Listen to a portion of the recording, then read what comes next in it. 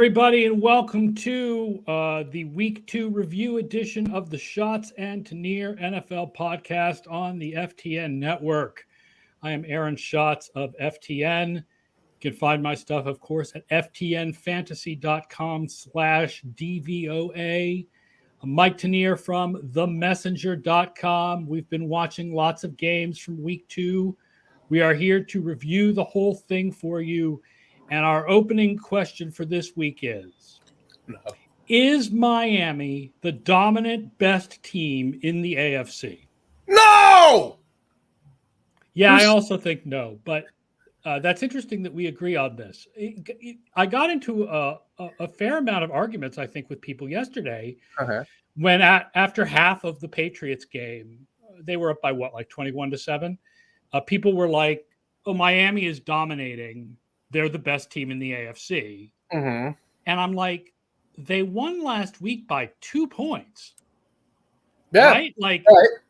And then this game, they ended up winning by 7. Now, it was not as close as the final score, right? For example, the post-game win expectancy for the Patriots was 2%. Okay. So the Dolphins way outplayed them. Yeah. That being said, I do feel like as good as the Dolphins offense has been, and it has been the best in the league so far. Okay. I feel like people are drinking a little bit of Kool-Aid because, one, the defense hasn't been that good. And two, you do have to consider, what teams were last year and what we know about them going into this year and the sort of larger picture. Right. And I agree. And there's these fit and finish type things I look at, like the blocked field goal. Like the missed field goal late in the game where I don't know what that decision was. Where the play before that missed field goal, is Tua going to field snaps properly all year? Is he ever going to? They blew a snap on a kneel down play.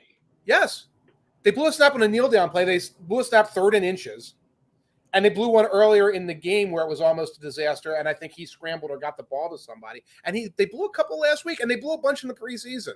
Okay, and that's not a big deal, except that, if you're going to give me best offense, best NFL team or whatever, solve these problems.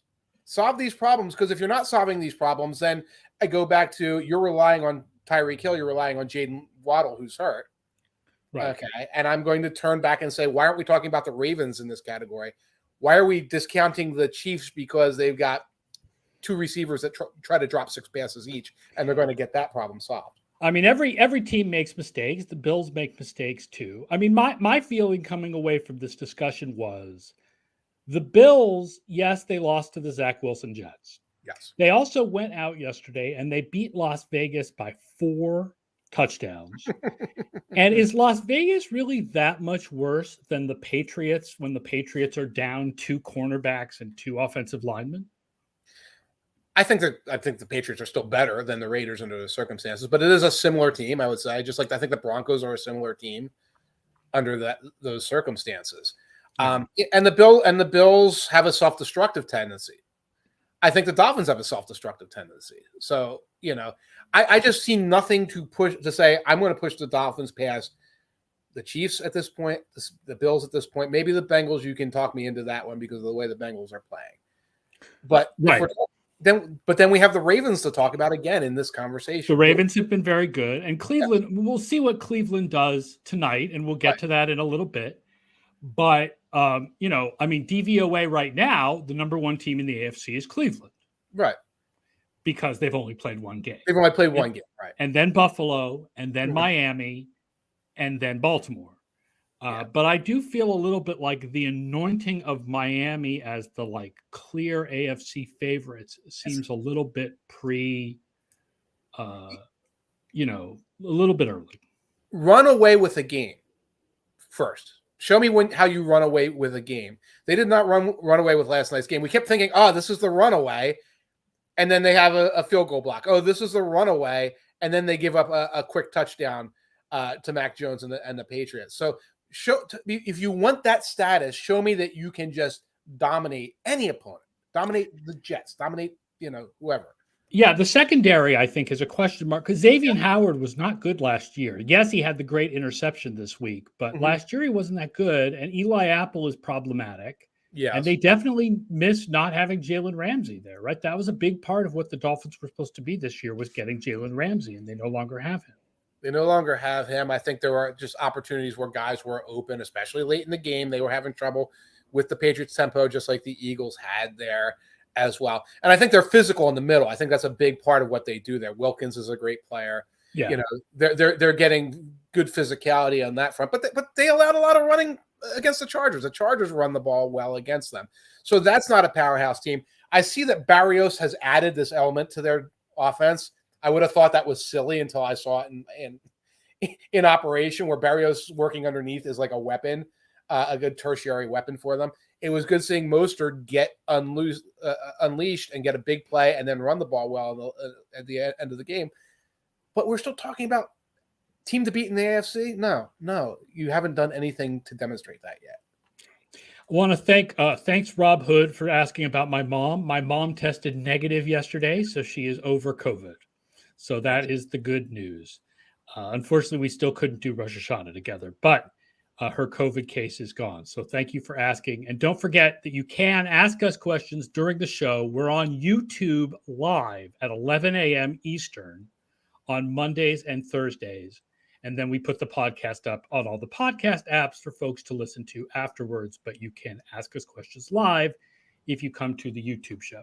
So we talked about which teams we think might be better than the Dolphins if we're talking about the class of the AFC. We talked about the Chiefs, even though they lost week one. We talked about the Bills, even though they lost week one. Well, the top three in the AFC was supposed to be the Bills, the Chiefs, and the Bengals. The Bengals are now 0-2. How worried are you? This was going to be which of the 0-2 teams do you think is most likely to come back? Mm-hmm. But I decided not to ask that question because it's clear the answer is the Cincinnati Bengals. Yes. That being said, how worried are you about the Bengals? I'm a little worried now that apparently Burrow re-injured the calf at the end of the game yesterday. Yeah, at the late second touchdown to Higgins, he's coming off the field and he's going hop, hop, hippity hop, no weight on it, hop, hop, hippity hop, no weight on it. So that looks like it's more significant. We're waiting for more news. I have a funny feeling that's going to be a cortisone shot every week and hey, don't worry about it until you worry about it every week. So that's a concern.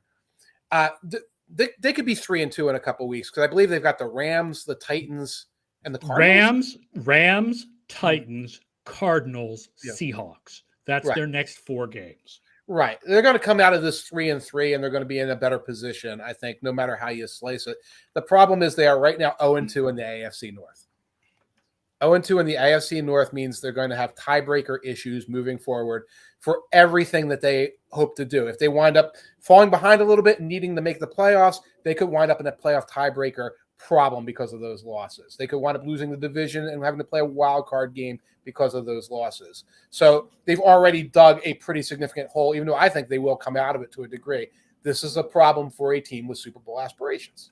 Yes, I will say their offense finally did click into gear. Yes. They were minus 61% DVOA in the first quarter of this game. Oh, it was a mess. Then plus 11% from the second quarter on. And I noticed somebody posting around halftime, that Burrow wasn't right. And one of the things they noted was that Burrow hadn't scrambled at all. And then Burrow went out and scrambled on a very early play in the third quarter, showing that he could scramble. But then again, re-aggravated the injury at the end of the game. And I think maybe some of my worries about their defense have been, they've let Baltimore score some points. They let Cleveland score some points. The defense has not been great this year. Right. I haven't seen a lot off the edge from them. I think they're kind of okay at cornerback. Yeah, they're real strong at linebacker, and you know how it is with being real strong at linebacker. That's not necessarily the best. Pratt and Wilson, yeah, that's not the best way to build there. But yeah, Burrow I think only had 63 yards in the first half, and he did it on like 10 completions or something like that. It was very uncharacteristic check down type of plays. There were a couple of plays he probably wanted back there. There was one play where I think Irv Smith got 1 foot in bounds on a deeper route, but you're throwing to Irv Smith on your deep route. You're not throwing it to Irv never quite worked out the way he was supposed to. Right. So he should be out there blocking, so you're getting the ball to big guns. They're having a hard time getting the chase connection going too. Yeah. Although that's one that I do feel like give it some time and it'll be fine. Yeah, but right now they're manufacturing touches for Jamar Chase, which is a weird place to have to be in. So because first of all, because their Dave is lower because they played so badly in week 1. And second of all, because Baltimore is 2-0 and Cleveland might be 2-0 after tonight. I think we have Cincinnati's playoff odds down at like 23% at this point. It's not good to start 0-2. It's not good to start 0-2 in your division. Yeah. And that's it, in your division, and that's what you do with the Dave and the playoff odds. You are factoring in all these tiebreakers. There's scenarios where 4 teams finish 9-8 or whatever, and the Bengals are one of them and they're screwed. That's all that's factored into that. So I would be worried about the Bengals at this point. I think they'll come back and play better than this for the rest of the season. Yeah. But this start may mean if they start 3-3, then they could end 10-7 and miss the playoffs on tiebreakers instead of making it and being a Super Bowl contender. They got a petition for a move to the NFC South, and then everything will be fine. Yeah. All right. What is your biggest surprise from week 2? What was your biggest surprise? I am surprised by how good the Rams look right now. Yeah, Puka Nacua. Yes, Puka Nacua, who, I did have on my radar on the draft guys, but he was like one of a dozen receivers on the radar of my draft guys. And it's like, he'll come in and he'll be like a wide receiver 4 somewhere and he'll be fine. No, he is Cooper Kupp mixed with Jerry Rice, mixed with Randy Moss right now. Part of it is that Stafford is playing extremely well. Part of it is that offensive line is playing better than I thought that these 5 randos were going to be able to play. Yeah. And part of it is, hey, you know who's good at game planning? Sean McVay. Yeah. Yeah, their defense was not as good this week as it was in week 1, certainly, but then their offense was better. And I would have to think that it's not just that Nacua is in the Kupp role. I'd have to think that when Kupp gets back, that Nacua has earned himself a big role, even if he's playing a different role in the offense. Yeah, he's a big target. He's somebody who can do possession stuff. Right now, if you go back and watch that, it's a lot of shallow cross. It's a lot of drag. It's like, so he's doing a lot of the Cooper Kupp type of things where, we're getting the ball to this guy. You can have 2 of those guys in the offense. Okay. Well, my question would be is who becomes the deep threat if they're looking for a deep threat? But, for now, I think for the Rams, you're looking for building blocks, and there's one. You found one building block for what you can do rest of the season and then into 24 and 25. Yeah. My biggest surprise of the week is Kansas City's offensive struggles still. Okay. I don't think it's Mahomes that's a problem. Certainly not what I've seen. But the feeling was always if you put Mahomes and Kelsey with a bunch of wide receivers who are at least professionals, you should have a good offense. Well, there's a problem. Yeah, well, that's the problem is like, where did the professionals go? And it's not like Mecole Hardman was something that special. And, Juju Smith-Schuster is a good, talented dude. But, Sky Moore showed up this week. Yes. He had 70 yards, and then he had a couple of other catches that got canceled by penalties. Yeah. But the Kadarius Toney thing is ridiculous at this point. He would have been run out of Philadelphia long ago. He would not have made it home on the bus. Again, another fumble. This time, I think a lot of us were saying last week, it's like you can't throw the ball to this guy downfield. He's a screen pass. He's Mecole. He's your screen pass and jet sweep guy. You fumble on a screen pass. Now you're fumbling on the screen pass. And you got Richie James, who I think got off easy last week because he didn't have like 5 drops. He muffs a punt. Here's another guy you're like trying to work into your offense. You need to get these guys out of your offense. I don't know who you replace them with right now, whether it's Justin Ross or you just get more from Rashee Rice. But it's really and I'll tell you one of the worst things that has happened to the 2023 Kansas City Chiefs. Okay. Is the 2023 Tampa Bay Buccaneers starting 2-0 on BS. Because let's all be honest, the Buccaneers suck. Oh, yeah. Okay? That 2-0 is fraudulent. More fraudulent than Atlanta's 2-0. Oh, yeah. And Mike Evans should be available. Yes. But Tampa's going to be like, we're 2-0. We're in a crappy division. We can win this thing, and they're not going to trade him, and Kansas City really needs him. And Mike Evans is still a heck of a receiver, and all the Bears treated him like he was Superman. Like he was. This week, he was this week. It's one thing for him to bring in a 50-50 ball or beat you with savvy. It's another thing for him to just be plowing through tacklers at this point in his Which career. He never does. He's like a low yak dude. He's like he's a contested ball. Like Mike Evans has never been a yards after the catch guy. And this week he was just running over dudes. Right. It's like, well, we can't cover or tackle this. I mean, a very good play, but like this 30-something-year-old guy who should just be like, okay, well, give him his thing and win elsewhere.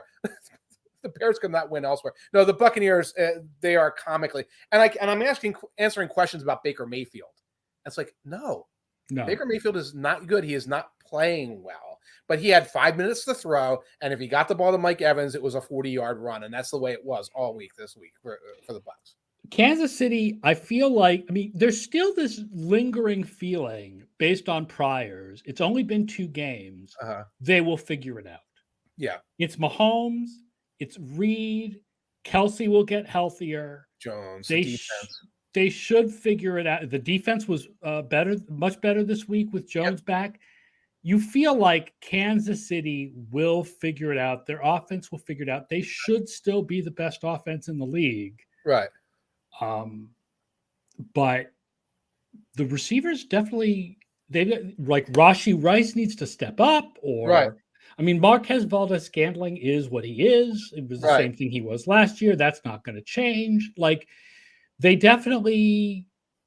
could use someone to step up if they're going to be the Kansas City Chiefs offense that we thought we were getting. They could also try running it a little bit more. They have a really good offense. They barely ran it at all in the first half of that game. Yeah, it's like and Andy needs to be reminded of this because Andy's had bad receiving cores in the past. I watched him in Philly with these ridiculously bad receiving cores, and Todd Pinkston, who is now his running backs coach, and these other dudes. Run it, Andy, and get the ball to the backs a little bit more. They're all decent backs, okay? They can do things for you. I always find it interesting when guys switch positions as coaches. Right. That Pinkston is the running backs coach and not the wide receivers coach. It's sort of interesting. He was a skinny rail of a guy. He wasn't really a running back dude. Like he didn't really play like a running back. No, it's not like a Deebo Samuel who could he can do both of these things. It's odd, but I'm glad Todd Pinkston has a job and it's not as an NFL wide receiver. What was your big I was right moment of week 2 where you were like, yeah, I was right? I plan to dog the Chargers until they accomplish something.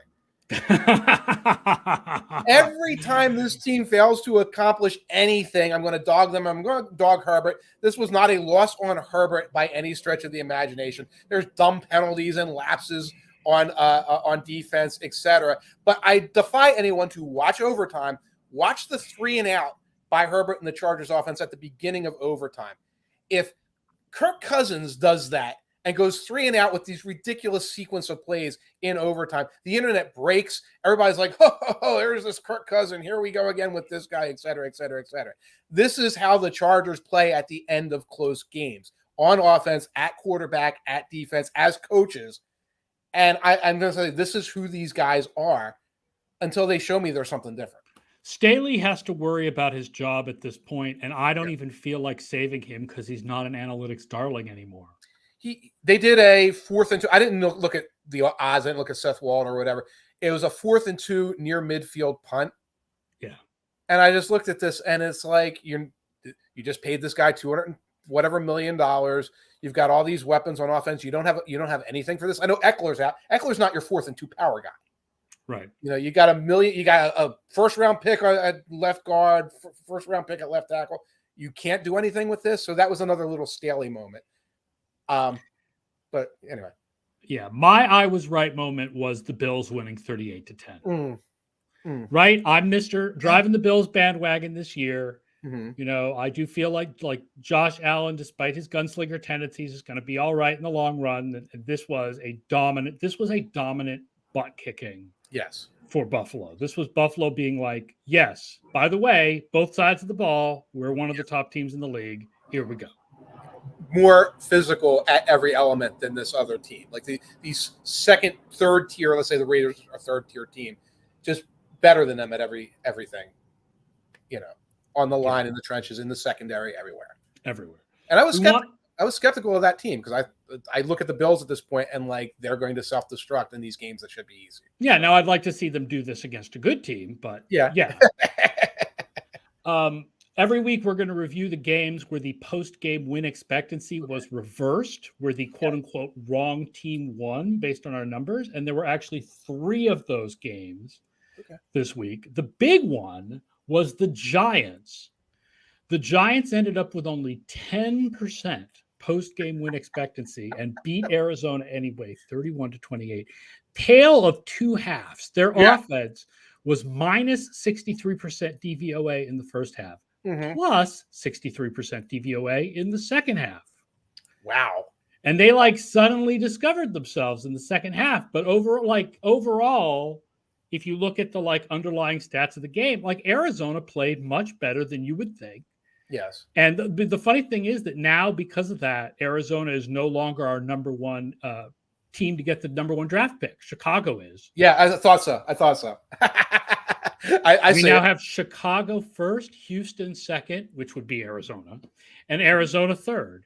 Obviously, Arizona is really the top team to get the number 1 draft pick because they have Houston's pick and their own pick. But I think Arizona through 2 weeks has been better than we've expected. Nobody has informed the players or the coaching staff on that team that they are tanking. No one told Joshua Dobbs to come in and lose games. Right. I mean, that's the thing is you the management can put together a team that they think will tank. Yes. But the players and the coaches will never tank on purpose. Of course not. Of course not. And they played well into the third quarter in this. I know you do the stats by half, but even at the beginning of the third quarter, the Giants get a touchdown. The Cardinals go down on offense and they answer, authoritatively. James Conner playing well, their line playing well. Dobbs is doing anything you could expect from a guy who was signed off the street 3 weeks ago, et cetera. But then it just, you run out of horses when you're the Cardinals, and the Giants kind of discovered, hey, you know what? If we're just run the Jones-Barkley option and play off of that, you don't have enough on defense to stop this. And so they kind of started steamrolling at the end. But I believe it. And it was stunning to see the Giants come back like that. Atlanta over Green Bay 25-24. Atlanta with an 18% post-game win expectancy. Really? Okay, you saw. Yeah, there was definitely you watched that game, and it definitely felt like Green Bay was the better team. Yeah. I don't remember exactly what the certain fumble recoveries or certain third and longs or whatever, but I watched that game and I came away from that saying, well, Jordan Love is an NFL quarterback. Yeah. Desmond Ridder is. I mean, he threw deeper than he did in week 1, but it's still a lot of the help Desmond Ridder offense, a lot of screen passes. And I still don't quite understand why it seems like they can't get the ball into the hands of their playmakers more. I mean, Bijan runs the ball a lot. Yeah. And they got a few passes to Drake London. It just feels like Kyle Pitts is so underused. Yeah. And I realize some of that is Ridder, right? We don't know. Mm-hmm. It's possible these plays are being called for Pitts as the number 1 option and Ridder just doesn't throw it there. Right. But it feels like Pitts is just being underused. I feel like Arthur Smith is one of those coordinators who wants to play with all the toys. He has everything. I got this wrinkle and that wrinkle and that wrinkle. And he was a good play caller. There was a Ridder bootleg where they faked it to Bijan up the middle and then Ridder went around for the touchdown. That was that was a smart play call. And I love a lot of the motion and things like that to get the ball to Jonnu Smith and sometimes you get the ball to Bijan on a flare because you moved everything the other side. But then, this is another play schemed up for Mac Hollins.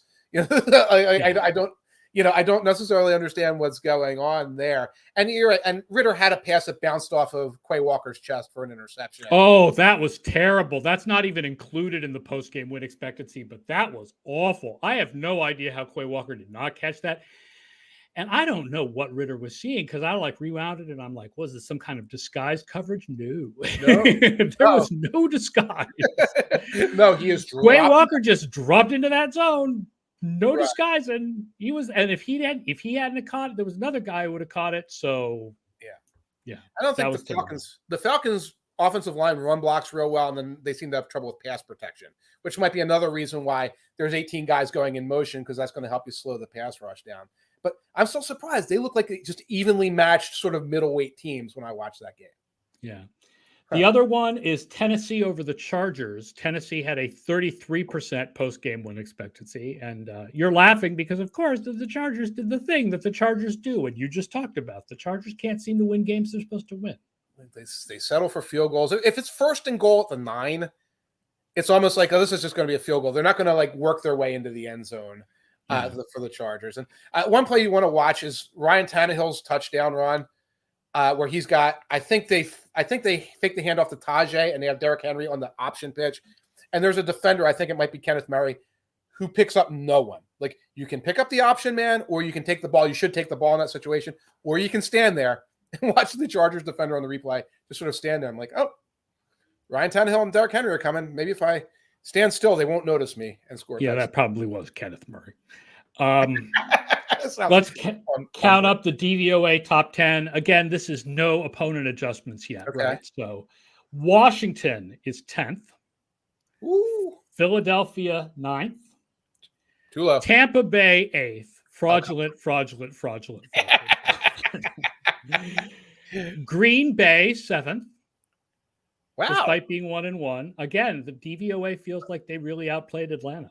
And I'm telling you, the eye test absolutely told you that they are. Okay, I just didn't feel that way to me watching it, but playing the Bears really seems to help this before these opponent adjustments kick in. Yeah, no kidding. Baltimore 6th. All right. Miami 5th. All right. Buffalo 4th. This all sounds normal. San Francisco 3rd. Okay. Cleveland 2nd. Oh, come on. But of course, it's only one game. One game. And the Dallas Cowboys with 2 dominant victories are currently number 1. And that number, you showed it to me on the email, was really high, like minus 68 or something. They're at 64% with nobody else above 50 right now. So they're definitely pacing the league. And I mean, they won the first game by 40 and the second game by 20. It's a lot. Yeah. And not to put you on the spot, is that like a historic number for week 2? Or? No, I don't think so, but it's high. It's high. It's not like historically like the highest, but it's pretty good. Wow. Well, it's pretty good. Dallas has played very well. Again, opponent adjustments will kick in. The Giants don't look like they're very good. The Jets are only good on one side of the ball. Right. And their defense didn't look good this week. They had troubles with CeeDee Lamb. Like, yes.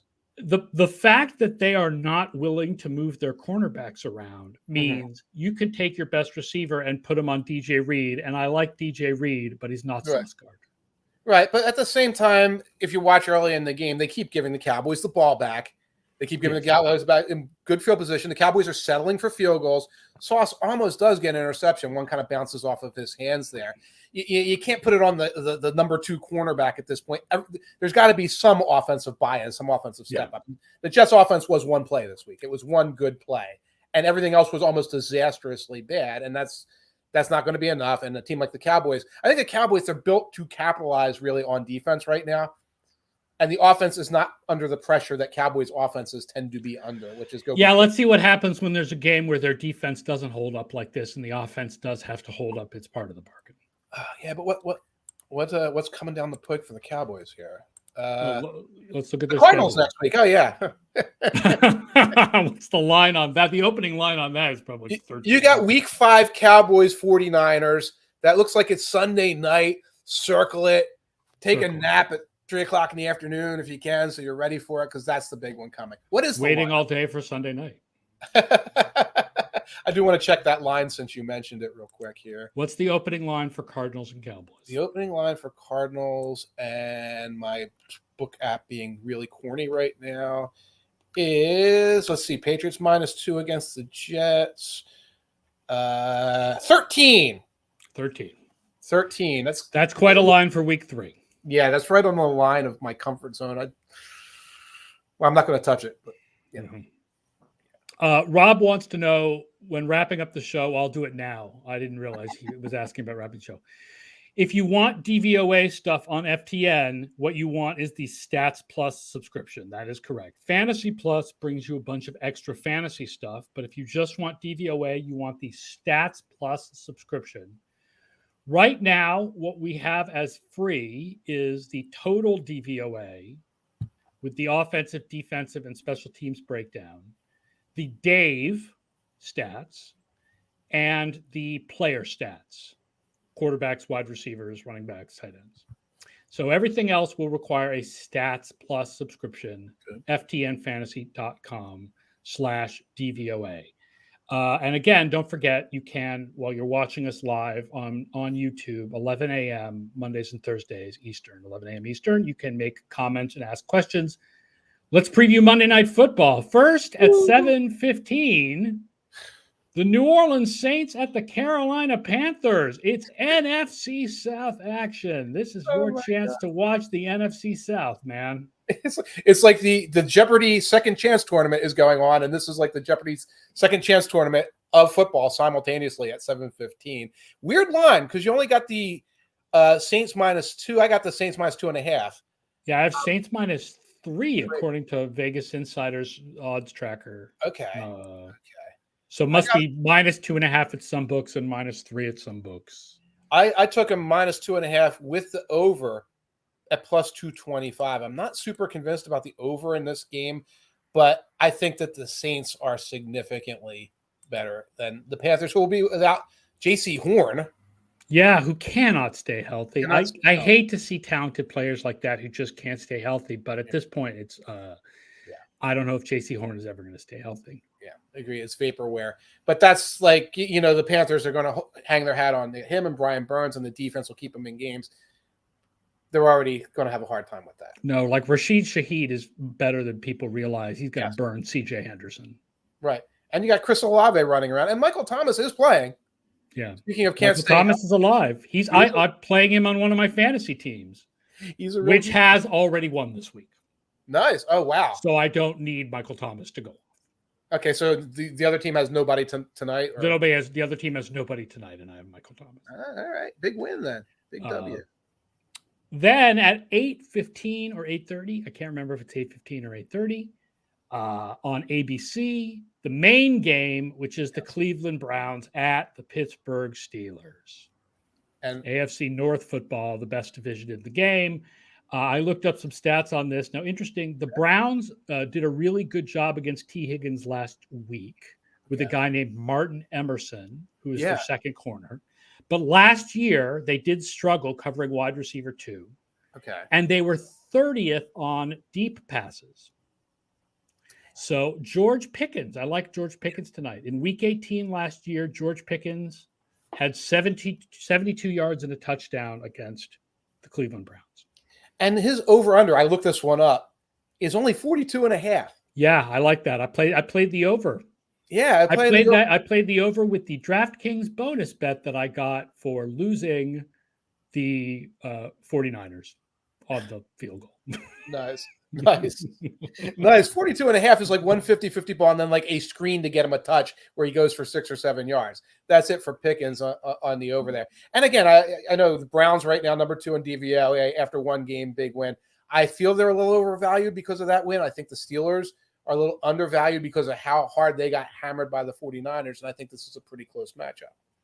Yeah, I mean, I think it's closer than people realize. I mean, I was high on the Browns going into the season, so I still feel like the Browns are a better team than I feel like the Browns are the better team than the Steelers, and I would probably take the Browns -2. But I think you're right. I think it's less that I think people are overvaluing the Browns and more that I think people are undervaluing the Steelers because there's so much like, well, we thought they were so good from the preseason. Like anybody cares about preseason.